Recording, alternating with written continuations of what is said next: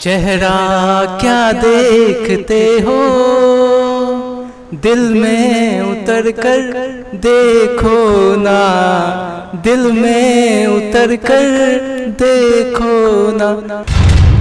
दर्शकों, हमारे इस 5वें अंक में आप सबका बहुत बहुत स्वागत है। मेरी आवाज़ भले ही आपको बहुत अच्छी नहीं लगी हो, लेकिन जो हमारे साथ बैठे हुए हैं आज, यहाँ के किलकारी से जुड़े हुए, कई वर्षों से जुड़े हुए हमारे साथ, और यहाँ पे संगीत का प्रशिक्षण ये दे रहे हैं बच्चों को, और बच्चे बहुत लाभान्वित हो रहे हैं। मज़े से हम लोग ये कार्यक्रम चला रहे हैं। तो आज हमारे साथ इस 5वें अंक में कॉफ़ी विथ किलकारी के इस 5वें अंक में हमारे साथ जुड़े हुए हैं संदीप कुमार सर, यहाँ पे संगीत प्रशिक्षक हैं। तो आइए उनके परिचय से प्रारंभ करते हैं, फिर आगे की यात्रा करेंगे। तो बहुत बहुत स्वागत है सर आपका। आप अपने परिचय से कार्यक्रम की शुरुआत करें और फिर हम लोग कार्यक्रम को आगे लेके बढ़ेंगे। मेरा नाम संदीप कुमार सिन्हा है और मैं इसी गया शहर का रहने वाला हूँ। यहीं से टाउन से ही करीबन 20 किलोमीटर एक गांव पड़ता है, उसी गांव का मैं निवासी रहा और बाद में चल कर के हम लोगों ने इसी शहर में आकर के रह गए और मैं यहीं का ही रहने वाला हूँ। संगीत के क्षेत्र से मैं जुड़ा हुआ हूँ और वैसे तो बचपन से ही मेरी शौक़ रही है संगीत की, क्योंकि हमारे पूरे फैमिली, पूरे परिवार, मेरे दादाजी, मेरे पिताजी, मेरी माताजी, मेरे भैया, सभी लोग संगीत के बहुत अच्छे शौकीन रहे हैं और लगभग अगर कहा जाए तो मुझे ही प्रेरणा उनसे ही मिली सर, क्योंकि हमारी माताजी बहुत विशेष ध्यान देती थी। जब भी पढ़ाई लिखाई तो अपनी जगह ही थी, क्योंकि मैंने पहले सरकारी विद्यालय में पढ़ा, उसके बाद प्राइवेट स्कूल में करीबन 2 साल पढ़ा और भाग्यवश पहले बिहार में ही एक नेतरहाट विद्यालय जो भी झारखंड में है, तो मेरी शिक्षा दीक्षा वहाँ हुई और वहाँ हमें संगीत के एक बहुत ही अच्छे मिले गुरुजी, ध्यानंद मुखर्जी उनका नाम था। और शुरुआती शिक्षा दीक्षा घर से तो मिली ही थी, घर में रियाज ब्याज थोड़ा बहुत करते थे, लेकिन पढ़ाई का समय था, बचपना का समय था। पहले के जो गार्जियन होते थे, पढ़ो पढ़ो पढ़ो, पढ़ाई पे ज़्यादा जोड़ था। फिर लोगों ने देखा कि इसके अंदर क्षमता है, ये संगीत कर सकता है। तो जब हम नेतरहाट गए तो वहाँ से मेरे गुरुजी, पहले ये आपका मोबाइल वगैरह का ज़माना नहीं था, वो फ़ोन 1-2 हुआ करते थे, तो चिट्ठी में उन्होंने लिखा था कि आप अपने बच्चे को संगीत के क्षेत्र से आगे बढ़ाइए तो बेहतर होगा। और मैंने वहीं से उन्हीं गुरुजी से संगीत की प्रेरणा ली, सीखा और गुरुजी हमारे मुझको कई इंस्ट्रूमेंट्स उस समय सिखाए, तबला सिखाए, हारमोनियम सिखाए। और मेरे गुरुजी एक वाद्य होता है जिसका नाम सरोद है, तो वो सरोद बहुत ही प्यारा बजाते थे और घंटों घंटों मैं उनके साथ बैठ कर के रियाज को देखता था पढ़ाई के साथ साथ। तो ये मेरी शुरुआती दौर रहा है। और जब हम पढ़ाई लिखाई के क्षेत्र में आगे तो है ही थे, वहाँ से जब बोर्ड हो गई, मेरी तबीयत कुछ ख़राब हुई, मैं गया चला आया। और गया आने के बाद वो तो सर पे जब संगीत की भूत सवार होती है, ये ऐसा चीज़ ही है, संगीत सर ऐसी चीज़ है कि प्रत्येक के हृदय में है। और लोगों का ऐसा मानना है कि जिसके हृदय में संगीत ना हो तो या तो वो देव हो या फिर दानव है। तो देव के भी हृदय में संगीत था। और पहले के समय में आप सुनते होंगे या देखे होंगे कि उसी समय से संगीत की शुरुआत हुई है। और बहुत ही अच्छी चीज़ है, आप अगर संगीत सुनते हैं तो आपका मन जो दिन भर के कामों के थकानों से चूर होता है तो उसको शांति मिलती है। दर्शक भी सोच रहे होंगे कि संगीत प्रशिक्षक हमारे साथ बैठे हैं और कोई मुखड़े की बात नहीं हो रही है, तो हमारे दर्शकों के लिए एक छोटा सा कोई मुखड़ा अगर कर सकें तो एक दर्शकों के लिए हो जाए। वैसे तो गायन की शुरुआत शास्त्रीय संगीत से होती है।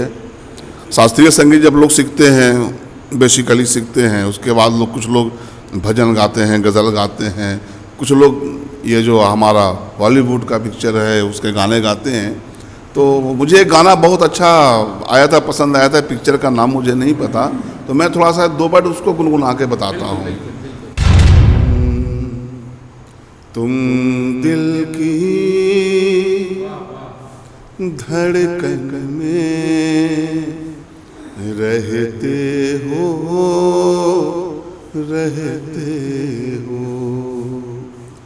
बाहों में आ जाओ, धड़कन में खो जाओ, तुम दिल की धड़कन में रहते हो, रहते हो। तो मुझे ये गाना इसलिए याद है, और क्योंकि ये पूरी राग यमन, बेसिकली लोग राग यमन को ही सिखाते हैं, सीखते हैं, और ये गाना जो है वो राग यमन पे ही आधारित है, इसलिए मेरे मूड में आया तो मैंने इसको गुनगुना दिया। दर्शकों को सुन के ये बहुत अच्छा लगा होगा। आगे की यात्रा पे हम लोग चलते हैं, अगर आज्ञा होगा आपकी तो तो आगे की यात्रा हम लोग आगे बढ़ाते हैं। और सर से हम लोग ये जानना चाहेंगे कि जैसा कि प्रश्न मेरा सबसे रहता है, किलकारी से जितने भी प्रशिक्षक जुड़े हुए हैं, तो वही प्रश्न आपसे भी है कि आपने अपने जीवन के अनुभव में सभी विद्यालयों में, संस्थानों में, अनेक प्रकार के संस्थानों में काम किया होगा, तो किलकारी से जुड़ के पहले तो ये कि कितने वर्षों से जुड़े हुए हैं, और अनुभव जो अन्य संस्थानों को आप देखते हैं और जो यहाँ पे देखते हैं, कितना फ़र्क आपको दिखता है, क्या अच्छा दिखता है, क्या कमियाँ दिखती हैं, इसके बारे में हमारे दर्शकों को कुछ बताएं। सबसे पहले लगभग 2.5 से 3 साल हो रहे हैं, यहीं के एक प्रशिक्षक थे जिन्होंने मुझे ऑफ़र किया कि आप यहाँ आएँ, और मैं आर्ट टीचर हैं वो, और वही मुझको यहाँ तक लाए। जब मैं यहाँ आया तो मुझे अच्छा ये लगा कि जो भी यहाँ बच्चे आते हैं, तो ये जो किलकारी है ये गरीब बच्चों के ज़्यादातर ध्यान देती है, और बहुत उसका ख्याल रखा जाता है। जो भी बच्चे आते हैं वो खास करके सारी विधा को सीखते ही हैं, लेकिन अगर जिस बच्चे को जिस विधा में ज़्यादा मन लग जाता है वो विधा वो बच्चे बहुत ढंग से सीखते हैं। जहाँ तक मैंने देखा है, आर्ट है, पेंटिंग क्लास है, क्राफ्ट है, कराटे है, गेम्स हैं, बच्चे पार्टिकुलर सभी चीज़ को सीखते हैं। और किलकारी में एक बहुत अच्छा समय क्या लगा कि कामों का बोझ नहीं है। मैं संगीत सिखाता हूँ, और अगर मुझे कामों का बोझ दे दिया जाए तो वो संगीतज्ञ संगीत नहीं सिखा पाएगा।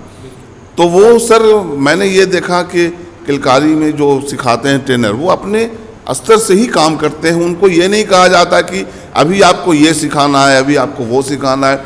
अन्य विद्यालयों में या कहीं भी काम करते हैं, तकरीबन मेरा आज विद्यालयों से भी तकरीबन 25 वर्षों का रिश्ता रहा है, और मैं स्टेज भी किया, ऑल इंडिया किया है, विदेश भी गया, और इंडिया का शायद कोई शहर होगा जहां मैं नहीं गया और स्टेज नहीं किया। इस शहर की बात करूं तो जितने विद्यालय हैं करीब करीब सभी जगह मैंने गया। तो विद्यालयों में क्या है कि बच्चों के ऊपर प्रेशर भी होता है, जो प्रशिक्षक होते हैं उनके ऊपर भी प्रेशर रहता है कि आप बच्चों को आज ग्रुप सॉन्ग सिखाइए। तो अगर गुरुजन की मन में है कि नहीं आज हम बच्चों को कोई अच्छा सा राग सिखाएं, कोई उनके गाने की पद्धति को बताएं, तो ये किलकारी बहुत अच्छा करती है कि प्रशिक्षक के ऊपर कोई दबाव नहीं होता है। हाँ, ये तो होता है कि वो आपको सिखाना है तो आप उसको बेसिकली सिखाएं, जो भी बताना है। और बच्चे जो यहाँ आते हैं वो बिल्कुल टाइम से आते हैं और बहुत ध्यान लगा के सुनते हैं। मैं तो ये नहीं कह सकता कि मैंने ये सिखाया, मैंने वो सिखाया, ऐसा तो कहना उचित नहीं होगा। लेकिन कभी अगर मौका आप लोगों को लगे तो हमारे किलकारी के जो बच्चे हैं, चाहे वो नृत्य के बच्चे हों या संगीत के बच्चे हों या पेंटिंग्स के बच्चे हों, तो उनके हुनर को हम यहाँ का प्रशिक्षक बिल्कुल दिल से उसको निभाते हैं और सिखाते हैं, और बच्चे सीखते हैं। ये सबसे बड़ी बात है। आश्रम के अंतिम पड़ाव में हम लोग आ चुके हैं। तो अभी चूँकि संगीतमय माहौल है, तो माहौल को बनाए रखने के लिए मेरा सर से अनुरोध होगा कि कोई राग पे आधारित कोई मुखड़ा या फिर जो भी आप संगीत के भाषा में बोलते हैं उसका एक उदाहरण हमारे दर्शकों को जरूर दें। सबसे बड़ी बात है कि एक संगीत के कलाकार के पास अगर हारमोनियम हो तो बात ही अलग बन जाती है, क्योंकि शास्त्रीय संगीत गाने के लिए खास करके थोड़ी सी कान में सुर लगनी बहुत ज़रूरी होती है। वैसे आपने कहा है तो मैं एक झलक आपको बताता हूँ। सा नी रे ग रे ग रे ग मा ग रे नी साए, पिया जी हमारे नैना। अब नैना को संगीत में कैसे झलकाते हैं रागों के अनुसार, उसके स्वरों के अनुसार। पिया जी हमारे नैना नैना आगे रहियो जी, नैना नैना नैना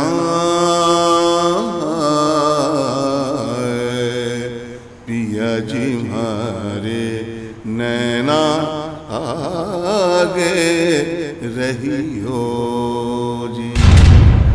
दर्शकों, आपने हमारे सर के गीत को सुना, राग को सुना, आपको ज़रूर अच्छा लगा होगा।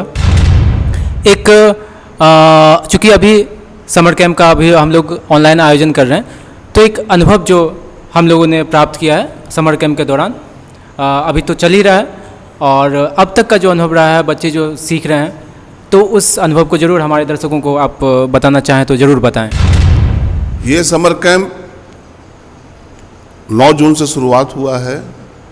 अभी तो बीच में ही हम लोग हैं, 23 तारीख तक इसको चलना है। और इस किलकारी में बहुत ही मेहनत करके एक बहुत अच्छा सा स्टेज शायद मेरे पीछे दिखाई दे रहा हो आप लोगों को, तो काफ़ी यहाँ के प्रशिक्षक और हमारे जो CPC सर हैं, उन्होंने बहुत ही मेहनत से इस स्टेज को बनाए। यहाँ एक ही स्टेज नहीं, 2-3 और प्लेटफॉर्म बने हैं, स्टेज बने हैं।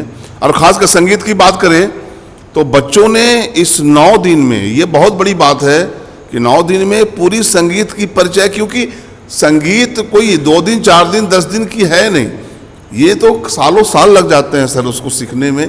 लेकिन अगर 9 दिन में उनको एक बेस मिल जाता है, क्योंकि 9 दिन में उन्होंने शास्त्रीय संगीत भी सीखा, 3 ताल की बंदिश भी सीख लिए, यहाँ तक कि विशेषज्ञ के द्वारा जो आए उनसे ठुमरी गायन भी सीखा। वैसे ठुमरी गायन मैं भी सिखाया, वो अलग की बात है, लेकिन एक विशेषज्ञ जो बताते हैं तो वो कुछ बात दूसरी अंतर हो जाती है। तो उन्होंने वो उस पर भी काम किया, बड़े ख्याल को बताया। और मैं खुद बच्चों को इस 9 दिन के समय में भजन गायन, सूफी गायन, तो भजन गायन सुनना तो बहुत आसान लगता है, भजन गायन है, सूफी गायन सुनने बहुत आसान लगता है, लेकिन बच्चों में ये क्वालिटी है, खास कर ये किलकारी ने बच्चों को यहाँ तक बनाया है कि बच्चे अगर उस चीज़ को एक बार भी सुन लेते हैं तो मैं दावे के साथ कह सकता हूँ कि वो दोबारा उस चीज़ को गा के सुना सकते हैं। और ये किलकारी की देन है। और ऐसा हमें नहीं लगता कि जब मेरी उम्र कम नहीं हो रही, आज मेरी उम्र तकरीबन 53-54 होने जा रही है। मैंने पहले बताया कि मैं 25 से 30 सालों से इस लाइन में हूँ, तो ऐसी संस्था मैंने कहीं नहीं देखा कि बच्चों के प्रति ये लगाओ और बच्चों के प्रति समर्पण। और ख़ास करके मैं क्या कहूँ, मैं ऐसा नहीं कि सर बैठे हैं या कोई और बैठे हैं तो मैं प्रशंसा, लेकिन बहुत अच्छा काम करती है ये किलकारी। यहाँ के जितने भी ऑफिस के कर्मचारी लोग हैं या जो भी सारे प्रशिक्षक बहुत मन और दिल से काम करते हैं। और सबसे बड़ी बात है संगीत की शिक्षा। संगीत के विषय पर आए तो बच्चे इन दिनों में जो भी किए हैं, जो भी सीखे हैं, उम्मीद करते हैं कि जिस दिन समापन समारोह होगा तो मैं सर से कहूँगा कि सर कुछ ऐसी व्यवस्था, क्योंकि लॉकडाउन की स्थिति है और बहुत ही भयावह स्थिति है, तो हम ये चाहेंगे कि हमारे बच्चे घर पे रहें और घर पे रियाज करें, घर पे सीखें, क्योंकि यहाँ से ऑनलाइन क्लास चल ही रहा है, बच्चे तक सारा चीज़ पहुँच रहा है, बच्चे रिप्लाई दे रहे हैं, उस चीज़ को गा के बता रहे हैं। तो बच्चे घर पे रहें, स्वस्थ रहें और सीखते रहें, क्योंकि संगीत मैं पहले बोल चुका हूँ सर कि ये 2 दिन 4 दिन की चीज़ है नहीं। संगीत उम्र जैसे जैसे बड़ा होता है, बढ़ते जाता है, संगीत वैसे वैसे जवान होती है।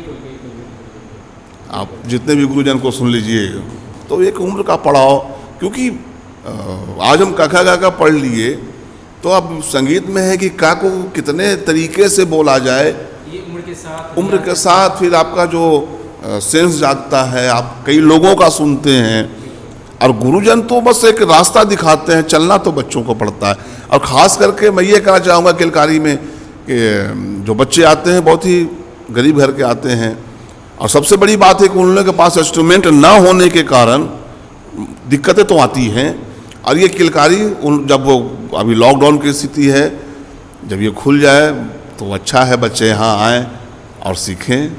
धन्यवाद। तो हमारे संदीप सर के इस बात के साथ कि संगीत में आप रियाज करके जितना उसको समय देते हैं, जितनी आपकी उम्र होती है, जितना समय आप संगीत को देते हुए आगे बढ़ते हैं, तो उम्र आपकी बढ़ती है और जवान संगीत होते चले जाता है। तो ये बहुत अच्छी बात है।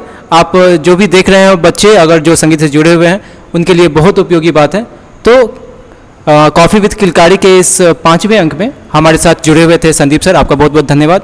मेरा नाम प्रणव है और हम लोग अगले अंक के 6ठे अंक में किसी और प्रशिक्षक के साथ जुड़ेंगे। तब तक के लिए धन्यवाद। Thank you.